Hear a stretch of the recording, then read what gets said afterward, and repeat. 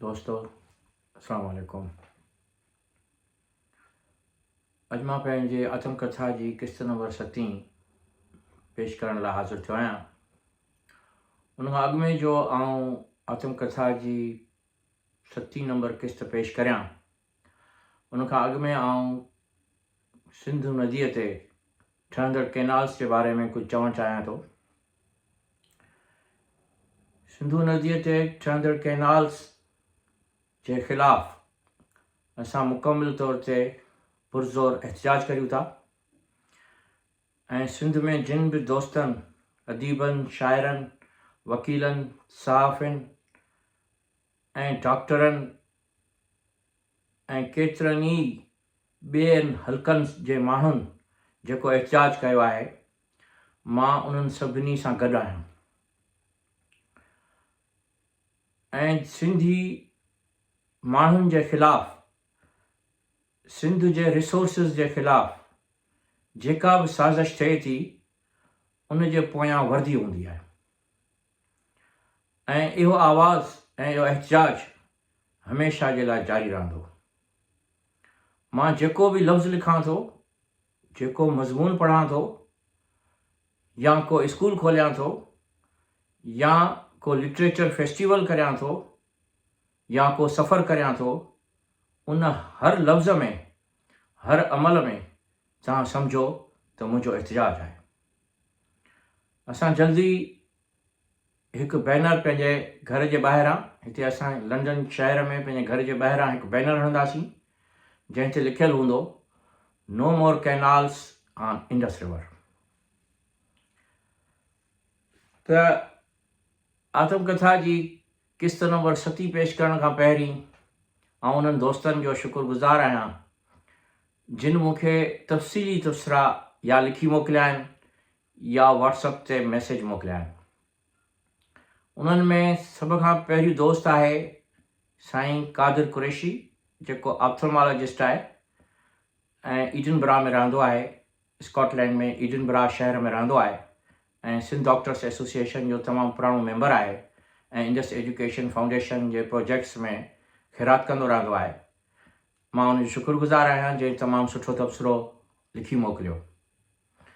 उन सां गॾु आउं शुक्रगुज़ार आहियां साईं अब्दुल गफ़ूर शेख साहब जो, जेको कैनेडा जे शहर एडमिंटन में रहंदो आहे ऐं हुन जी ताज़ी गोॾनि जी ऑपरेशन थी आहे ऐं हू अस्पताल में आहे। पोइ बि हुन मूंखे 8 मिंटनि जो हिकिड़ो व्हाट्सएप मैसेज मोकिलियो ऐं उन में हुन लिखियो त आउं अस्पताल में आहियां, पोइ बि तव्हांजी आत्मकथा जी किस्त जो इंतज़ारु कंदो रहंदो आहियां। सो इहा मुंहिंजे लाइ तमामु वॾी हिमत अफ़ज़ाई आहे ऐं संदसि वॾी महिरबानी। ॿियो तफ़सीली तबसरो जेको मोकिलियो आहे उहो मुंहिंजे भेणवे एज़म अबड़े मोकिलियो आहे, जेको वापडा में एग्ज़ीक्यूटिव इंजीनियर आहे ऐं हैदराबाद में रहंदो आहे। उन जी बि वॾी महिरबानी। त हाणे मां पंहिंजी किस्त पेश करियां थो। मुंहिंजी ज़िंदगीअ में हर शइ जी तरबियत तोड़े ख़्यालात जे जुड़ण में बाबा जी मोहबत शामिल आहे। हिन मूंखे लाड कोड एॾो ॾिनो जो मुंहिंजी तबियत में हर ख़्वाहिश जी पूरी करण जी तमन्ना ज़ोर सां भरिजण लॻी। यादि नाहे त कॾहिं खां मूंखे संदसि शफ़क़त जो हथु महसूसु थियणु लॻो। यादि नाहे त कॾहिं कॾहिं उहे वाक़िया किथे किथे हुआ जिन सां मूंखे महसूसु थिए त हुन जी मूंसां शफ़क़त तमामु गहरी आहे। संदसि तवजो तइलीम जे तरफ़ हद खां वधीक हो। जो असां प्राइमरी तइलीम हाला में हासिलु कईसीं, पर बाबा हमेशह नौकरीअ जे सिलसिले में हाला खां ॿाहिरि रहंदो हो। बाबा सेशन जज रिटायर थियो, पर संदसि हयाती वॾी जिदोजहद में गुज़री। हालांकि असांजो ॾाॾो अब्दुल करीम तंहिं वक़्त जो सूबेदार हो, पर बाबा जी मईशी ज़िंदगी ग़रीबनि जहिड़ी हुई। जो हू पहिरीं क्लार्क थी भर्ती थियो। उन जे दौरान हुन हायर जो इम्तिहान पास कयो, जेको मुख़्तियारकार थियण लाइ ॾिबो आहे। जॾहिं हू क्लार्क हो, तॾहिं बाबा ऐं अम्मा हिकु ॿार समेत हिकु इंतिहाई नंढड़े घर में रहंदा हुआ, जिते हू न नौकर अफोर्ड करे सघंदा हुआ ऐं न टे वेला मानी खाईंदा हुआ। जॾहिं असां वॾा थियासीं तॾहिं बाबा मूंखे ॿुधायो त असां घर जा दर बंदि करे घर जी सफ़ाई कंदा हुआसीं त जीअं केरु ॾिसे न त असां सफ़ाई पिया करियूं, ऐं 2 वेला मानी खाईंदा हुआसीं पर कंहिंखां घुरंदा कोन हुआसीं त असांखे खाइण लाइ कुझु ॾियो। बहरहाल हुनजी ज़िंदगी तमामु महिनत ऐं जिदोजहद वारी हुई, जंहिं ते जेतिरो लिखिजे ओतिरो घटि आहे, पर मां कुझु अर्ज़ु करियां थो। कुझु वक़्तु मुख़्तियारकार रहियो, पर उन जे दौरान ई PCS जो इम्तिहान पास कयाईं, जंहिंजे करे सिविल जज थी वियो। मूं जॾहिं होश संभालियो त खेसि सिविल जज ई ॾिठुमि। संदसि शख़्सियत में पहिरियां साल सख़्ती ऐं मनसूबाबंदी घणी नज़र आयमि। बाद में फ़क़ति प्यार ऐं मुफ़ीद मशवरा, रहनुमाई ऐं बहितरीन लीडरशिप खां सिखियुमि। यादि पवे थो जॾहिं नवाबशाह में सिविल जज हो, आउं KG क्लास में पढ़ंदो हुउसि। मूंखे मस्जिद में बांग ॾियण जो तमामु घणो शौक़ु हो, सो स्टूल ते बीही बांग ॾींदो हुउसि, ऐं मौलवी साहब मूंखे इजाज़त बि ॾिनी हुई। मस्जिद असांजे घर जे बिल्कुलु साम्हूं हुई, जिते 5 ई वक़्त निमाज़ ते बाबा सां गॾु वेंदो हुउसि। यादि अथमि त घर खां ॿाहिरि निकिरंदे ई हू पंहिंजे हथ जी आङुर ॿाहिरि कढंदो हो ऐं आउं उन खे झले सां हलंदो हुउसि। ज़ाहिर आहे ॿार त अकेलो रस्तनि ते नथो हली सघे न, खेसि माउ पीउ जी रहनुमाई घुरिजंदी आहे। ईअं हथ पकड़ण खे संदसि हयाती जे आख़िरी ॾींहं ताईं मूं न छॾियो। आख़िरी वक़्त ताईं ज़िंदगीअ जे हर मरहले ते खांसि मशवरो कंदो रहियुसि। संदसि मशवरा जॻह जॻह ते मुफ़ीद साबित थिया ऐं मूं लाइ हिकिड़ो मिसाल बणिजंदा विया। आईंदा जेका ज़िंदगी आहे उन में उन्हनि उसूलनि पटांदड़ ज़हनी ओसर तमामु बहितरीन थी वई आहे। आउं KG क्लास पास करण वारो हुयुसि त बाबा जी बदली घोटकी थी वई, जिते पिणु हू सिविल जज हो। मूंखे पंहिंजे ज़हन ते का वॾाई न आहे, पर उस्तादनि ऐं माइटनि जे चवण मुताबिक़ आउं बहितरीन शागिर्दु रहियुसि। पहिरीं खां वठी फर्स्ट ईयर ताईं जेसि ताईं इश्कु न लॻो तेसि ताईं पहिरियों नंबर खणंदो रहियुसि। घोटकीअ में मूं पहिरियां 4 साल 2 सालनि जे अंदरि पास कया। इहो कहिड़े क़ानून तहत थियो इन जी मूंखे ख़बर न आहे। शायदि बाबा जे जज हुजण जे करे स्कूल जे हेड मास्टर इजाज़त ॾिनी हूंदी। अंग्रेज़नि जजनि जा घर पूरे बर सग़ीर में अहिड़ा वॾा हवादार ठाहिया हुआ जो जिते बि बाबा जी पोस्टिंग थींदी हुई त संदसि घर अहिड़ो शानदार हूंदो हो जो असां पंहिंजो ॿारो तण महलनि में गुज़ारियोसीं। हालांकि घर में फर्नीचर को ख़ासि कोन हूंदो हो, पर घर जे चौगिर्द मैदान एतिरा हूंदा हुआ जो असां जंहिं में चाहियूं उन में क्रिकेट खेॾी पिए सघियासीं। ऐं बाबा पाण बि बहितरीन रांदीगर हो। क्रिकेट ऐं बैडमिंटन संदसि पसंदीदा रांदियूं हुयूं। इत्तेफ़ाक़ सां मुंहिंजूं बि इहे ई पसंदीदा रांदियूं बनियूं। आउं काफ़ी साल हाला में बैडमिंटन जो चैंपियन रहियुसि। काफ़ी साल हाला में बहितरीन ओपनर बैट्समैन रहियुसि। बसि रुगो फील्डर ख़राबु हुयुसि।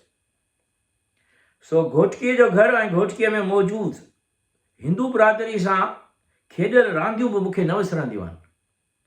मुंहिंजो क्लास फेलो नानिक, जेको मूं जेतिरियूं मार्कूं खणंदो हो, पिणु मूंसां मोहबत जो हिकु मिसाल रहियो। काफ़ी सालनि खां पोइ खांसि फेसबुक ते मुलाक़ात थी जो हाणे हू हिकु बहितरीन डॉक्टर आहे ऐं अमेरिका में रहे थो। घोटकीअ में असांजी चाचड़ फैमिली सां वेझी दोस्ती हूंदी हुई, जिन सां पिणु मोहबत वारा तइलुकात हुआ। अहिड़ी तरह सां सॼी सिंध में जिते बि बाबा जी पोस्टिंग रही, असांजा उते जे बहितरीन घराणनि सां बहितरीन तइलुकात रहिया, जो बाबा जो सुभाउ तमामु निमाणो ऐं सहकार कंदड़ हो। जज जी हैसियत में बाबा सिंध जे काफ़ी ज़िलनि में रहियो, जहिड़ोकि सखर, दादू, लाड़काणो, बदीन ऐं तेलकनि में सिजावल, रतोदेरो वग़ैरह। पोइ आउं 5हीं जमात में अची वियुसि, जेका हाला में पढ़णु वधीक बहितर सम्झी वई, जो हाला जी पढ़ाई समूरी सिंध में मशहूरु हुई। 5 में स्कॉलरशिप थींदी आहे, सो बाबा असांखे हाला शिफ्ट करे पाण नौकरीअ जे सिलसिले में मुख़्तलिफ़ जॻहियुनि ते रहंदो हो। 5 खां 12 ताईं हालाई मुंहिंजी पढ़ाई थींदी रही। पर हर हफ़्ते बाबा छंछर ते हाला ईंदो हो, पढ़ाई जे बारे में पुछंदो हो ऐं हमेशह तारीफ़ कंदो हो। मूंखे समूरो वक़्तु ट्यूशन ॾियारियईं ऐं ट्यूशन वारे उस्ताद सां पिणु ज़रूरु मिलणु वेंदो हो। आउं पहिरीं दफ़ा पढ़ण जी किताब सम्झी वियो हुअसि त जीअं हिन वक़्तु मुंहिंजा पुट बि चवनि था त बाबा ॿिए दफ़े पढ़ण जी छो ज़रूरत आहे, असां त सम्झी विया आहियूं। इम्तिहान लाइ बि फ़क़ति हिकु ई दफ़ा पढ़ंदो हुउसि। साॻी तरह लिखण जे मामले में बि वरी लिखण खे आउं तरजीह कोन ॾींदो आहियां जो वरी लिखिजे। वरी लिखण जे लाइ आउं सम्झंदो आहियां त उहे ख़्यालात फितरी नथा रहनि, जो उन्हनि खे एडिट करणो थो पवे। हा, चुकूं वग़ैरह कढी सघजनि थियूं, मगर उहा ख़्यालात जी रवानगी जेका आहे उहा ग़ैब मां ईंदी आहे ऐं उहा उन वक़्तु वरी तारी न थींदी आहे। मुंहिंजी इहा तबियत आहे त हिकु ई दफ़ा ख़्यालात ज़हन ते तारी थींदा आहिनि, उनखां पोइ उहे पंहिंजी असलो की हैसियत विञाए वेंदा आहिनि। खाधे ते बाबा जो घणो ज़ोर हूंदो हो त माण्हूअ खे सभु कुझु खाइणु घुरिजे, छो त माण्हू कॾहिं भरीअ में आहे त कॾहिं भाकुर में। जेकॾहिं महांगा खाधा ख़रीद करण जी सघ न हुजे त पोइ दाल या बसर ते बि गुज़ारो करणु घुरिजे। पर जीअं त जॾहिं खां आउं बाबा जे घर में पैदा थियो हुउसि तॾहिं खां संदसि आमदनी बहितर हुई, सो मूंखे दाल तूरियूं वग़ैरह कोन वणंदियूं हुयूं। बाबा जो ब्लड प्रेशर हाई हो, तंहिं करे हुन कॾहिं कॾहिं मूंखे अहिड़ियूं शयूं न खाइण ते बि मार ॾिनी। हाणे जॾहिं आउं माइट थियो आहियां तॾहिं अहसासु थो थिए त कीअं न माइट औलाद जे ॾुख ते परेशान थींदो आहे। मूंखे ॿारोतण खां किताब ख़रीद करण जी बीमारी आहे। वरी नयूं नयूं तख़लीक़ी फिल्मूं ड्रामा ॾिसण जो बि शौक़ु ओज ते आहे। सो हाल में उन ई उमिरि जे दौरान हिकु ॾींहुं आउं पंहिंजे सोट जावेद इसाक अबड़े सां गॾिजी हैदराबाद हलियो वियुसि जॾहिं आउं मैट्रिक में हुउसि ऐं माइटनि जी इजाज़त खां सवाइ ॿाहिरि वञणु मना हूंदो हो। ऐं हैदराबाद मां कुझु किताब वरितमि ऐं हिकु फिल्म बि वञी सिनेमा में ॾिठीसीं।